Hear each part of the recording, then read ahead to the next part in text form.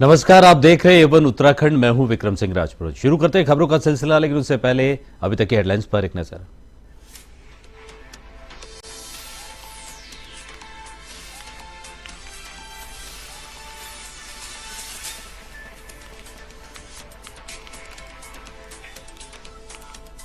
मुख्यमंत्री पुष्कर सिंह धामी ने सपरिवार मनाया फूलदेई पर्व। बच्चों ने देहरी में फूल और चावल बिखेर कर की त्योहार की शुरुआत। सीएम ने प्रदेशवासियों को दी त्योहार की शुभकामनाएं।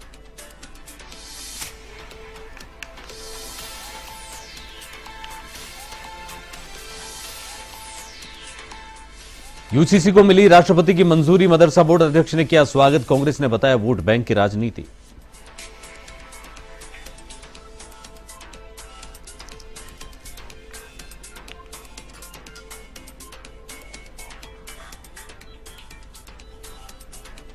भाजपा प्रत्याशी अजय भट्ट ने भीमताल में खोला चुनाव कार्यालय। कहा विकास कार्यों के नाम पर जाएंगे जनता के बीच। लोगों से किया मतदान का आह्वान।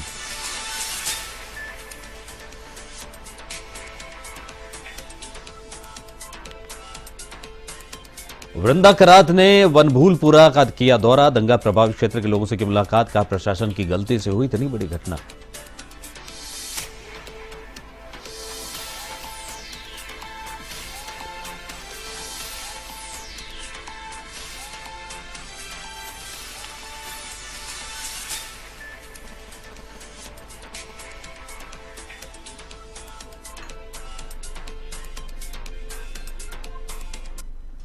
अब खबरें विस्तार से। जिला आबकारी अधिकारी राजीव सिंह चौहान द्वारा दुकानों के नवीनीकरण की तारीख समाप्त हो गई है। चौहान ने नवीनीकरण की तारीख 13 मार्च तक की तिथि घोषित कर रखी थी।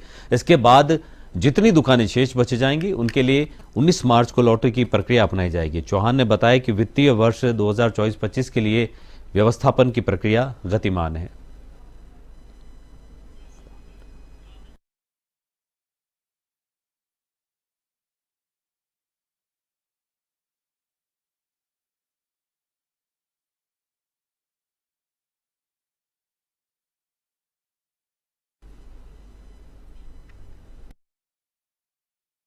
कि वर्तमान में वित्तीय वर्ष 2024-25 के लिए व्यवस्थापन की प्रक्रिया गतिमान है। कल दिनांक 13 तक समस्त जो इस समय के पूर्व नियाती हैं उनको मौका दिया गया कि वो अपनी दुकानों का नवीनीकरण करा लें।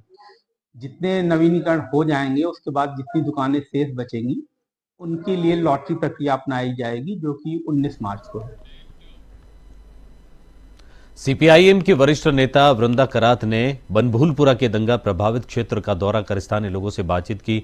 बाद में पत्रकारों से बात करते हुए वृंदा ने कहा कि इस प्रशासन की गलती के चलते ही इतनी बड़ी घटना हुई जो कि रोकी जा सकती थी। उन्होंने कहा कि इस घटना को सांप्रदायिक रंग देने की कोशिश की गई जो कि गलत है।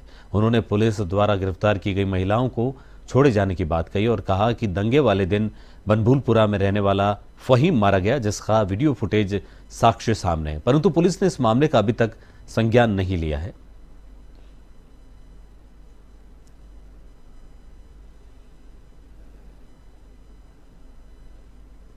जहां यहां कोई सांप्रदायिक रंग नहीं है, क्योंकि खुद ही कम्युनिटी के लोगों ने भी बचाया पुलिस को, और पुलिस ने भी वहां जब कुछ दूसरी कम्युनिटी के लोग मुस्लिम घरों को जला रहे थे, 2-3 घरों को जला रहे, तो पुलिस ने जाकर मुस्लिम महिलाओं को बचाया।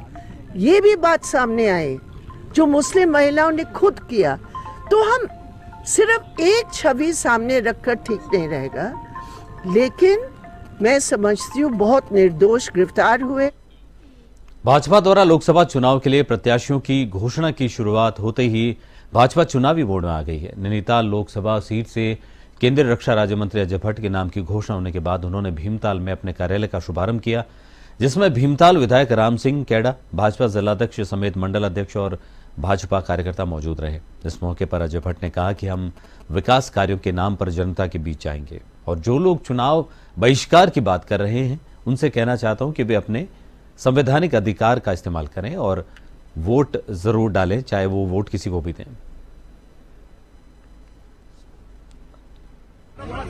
लगभग 1.5 लाख करोड़ के जो कार्य केंद्र सरकार ने दिए हैं वो इस समय चल रहे हैं उत्तराखंड में, जिसमें भीमताल विधानसभा के अंतर्गत भी बहुत जबरदस्त काम इस समय चल रहे हैं। अगर मैं भीमताल की ही बात करूं तो नगर पंचायत हमने बनाई, और यहीं की बात करें केंद्रीय विद्यालय हमारा बन रहा है। ये जो सड़कें हैं जो ऊपर वाली हैं, टाइल्स वाली आपने देखा, इसके लिए अलग से पैसा आया है। सब जगह आप देख, हर जगह विकास की नदियां बह रही हैं। अगर बहिष्कार करता हूं तो हमको लोकतंत्र प्रदत्त अधिकार है, इतना बड़ा है, मत दीजिए वोट हमें, किसी और को दे।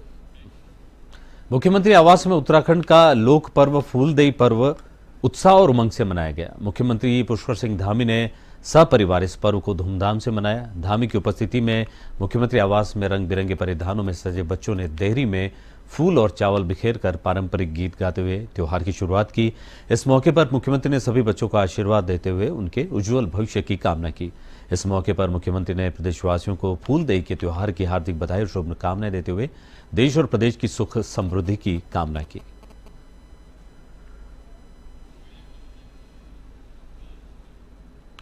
राज्यसभा सांसद महेंद्र भट्ट ने पोखरी हापला दोतीदार मोटरमार्ग के धरने को समाप्त करवाया। यह धरना 40 दिन से चल रहा था। राज्यसभा सांसद और भाजपा के प्रदेश अध्यक्ष महेंद्र भट्ट के आश्वासन पर आंदोलनकारियों ने अपना धरना समाप्त किया। इस सड़क की घोषणा के बाद पोखरी में आंदोलनकारियों ने महेंद्र भट्ट का भव्य स्वागत किया। संघर्ष समिति अध्यक्ष धीरेन्द्र राणा ने कहा कि 40 दिनों से धोती मोटर मार्ग को लेकर धरना चल रहा था, लेकिन अब जाकर क्षेत्र की अहम मांग पूरी हुई।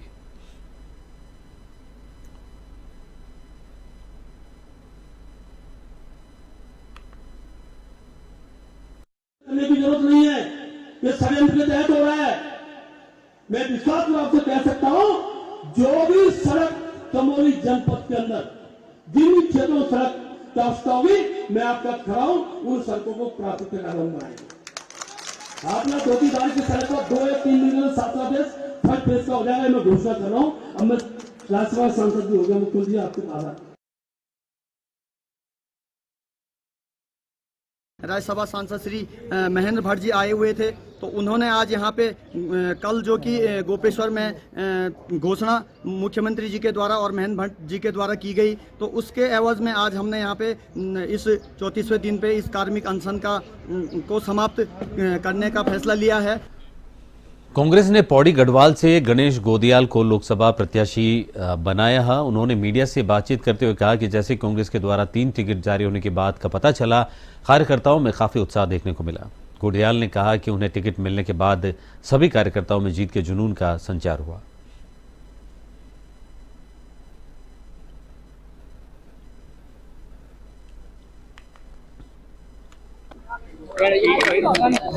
गढ़वाल लोकसभा क्षेत्र के तमाम कार्यकर्ताओं का धन्यवाद ज्ञापित करना चाहता हूं कि उन्होंने बहुत ही मजबूती के साथ हाईकमान तक ये बात पहुंचाई कि पौड़ी से लोकसभा का टिकट मुझे मिले, और साथ में हमारे कांग्रेस के वरिष्ठ नेतृत्व ने जो मुझ पर विश्वास व्यक्त किया है, मैं इस विश्वास के लिए भी उन्हें।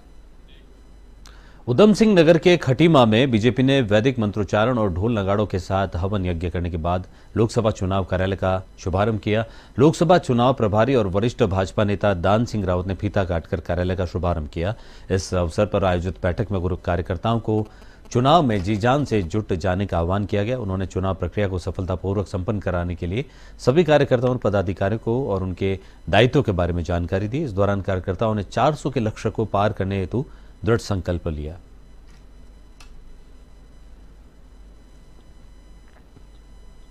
फिर से मोदी सरकार का नारा यहाँ खटीमा में आज अपना कार्यालय खोलकर विधानसभा स्तर पर यहाँ पर आज इसका शुभारंभ हुआ है। इसका शुभारंभ करने के लिए अपने जिले के प्रभारी विवेक सक्सेना जी और जिले के संयोजक उत्तम दत्ता जी और अपने इस खटीमा विधानसभा के संयोजक दान सिंह रावत जी, सभी लोगों ने मिलकर, तीनों मंडल अध्यक्षों ने मिलकर आज यहाँ इस कार्यालय का भव्य शुभारंभ किया है। और अब की बार 400 पार का नारा पार करने के लिए यहाँ सभी कार्यकर्ता एकजुट होकर माननीय मोदी जी की सरकार बनाने वाले हैं। समान नागरिक संहिता को राष्ट्रपति की मंजूरी मिल चुकी है। इस पर बीजेपी और कांग्रेस ने अपनी प्रतिक्रियाएं जाहिर की है। मदरसा बोर्ड के अध्यक्ष मुफ्ती शमून कासम ने कहा कि मुख्यमंत्री पुष्कर सिंह धामी ने पूरे देश में एक मिसाल पेश की है। उत्तराखंड देश का पहला राज्य बन चुका है जिसने समान नागरिक संहिता को पास किया है और इसके लिए समस्त उत्तराखंड की जनता भी बधाई की पात्र है। वहीं इस पर कांग्रेस के प्रदेश अध्यक्ष करण मारा ने कहा कि समान नागरिक संहिता का कानून उत्तराखंड में कुछ नहीं है, यह सिर्फ वोट बैंक की राजनीति है।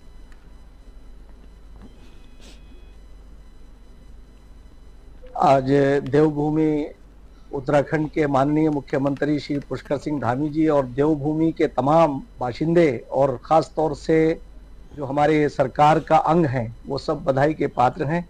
माननीय मुख्यमंत्री श्री पुष्कर सिंह धामी जी ने एक ऐसी पहल की है कि जिसका अनुसरण पूरा देश करेगा और अपना राज्य उत्तराखंड देवभूमि एक ऐसा आदर्श राज्य स्थापित होगा कि जो पूरे देश के अंदर एकता, राष्ट्रीय अखंडता और सिमिलरिटी लेकर के आएगा। यूसीसी पर आज राष्ट्रपति महोदया का मुहर लगाना ये एक ऐसा ऐतिहासिक एक पल है, ऐतिहासिक दिन है। नहीं है, पोलराइजेशन ऑफ वोट की बीजेपी की कोशिश है। यूसीसी का कोई बड़ा इफेक्ट नहीं है। यूसीसी में वैसे भी जो चीज़ें लाई गई हैं वो सब सुप्रीम कोर्ट पहले ही कर चुकी, चाहे बेटियों का अधिकार है, चाहे वो दूसरी शादी की बात है, चाहे वो ट्रिपल तलाक है, चाहे वो लिव इन रिलेशनशिप है। मैं सुप्रीम कोर्ट के पहले ही निर्देश सारे आ चुके हैं और इसमें नया कुछ नहीं, इसलिए कोई उत्साह नहीं है और इसका मुझे लगता नहीं कोई व्यापक असर जनता में पड़ेगा। ब्रेक के बाद स्वागत है आपका। ऋषिकेश के शांतिनगर क्षेत्र में एक फोटो फ्रेम की दुकान पर 5 नाबालिग घातक काम करते हुए मिले।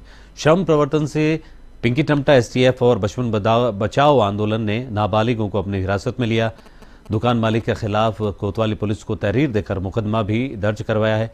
श्रम प्रवर्तन अधिकारी पिंकी टमटा ने बताया कि एक एनजीओ के द्वारा सूचना मिली कि शांतिनगर में कांच के फोटो फ्रेम की दुकान पर नाबालिग काम कर रहे हैं। सूचना के आधार पर श्रम विभाग की टीम ने छापेमारी की और मौके पर 5 नाबालिग घातक काम करते हुए मिले। टीम ने नाबालिगों को अपने हिरासत में लिया और दुकान मालिक से पूछताछ शुरू की।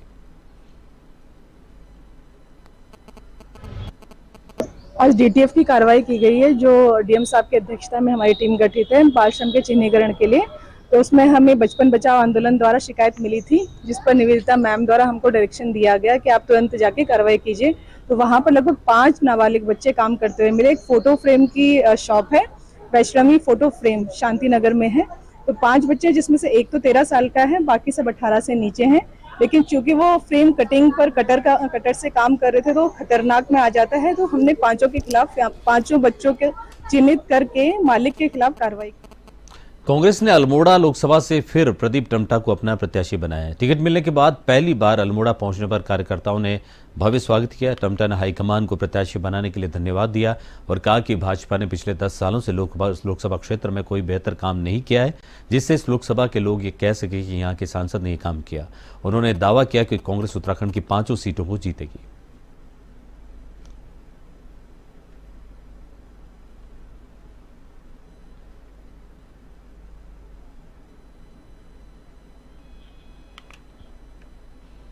A1 उत्तराखंड में फिलहाल इतना ही। A1 टीवी पर खबरों का सिलसिला लगातार जारी है। देखते रहें A1 टीवी।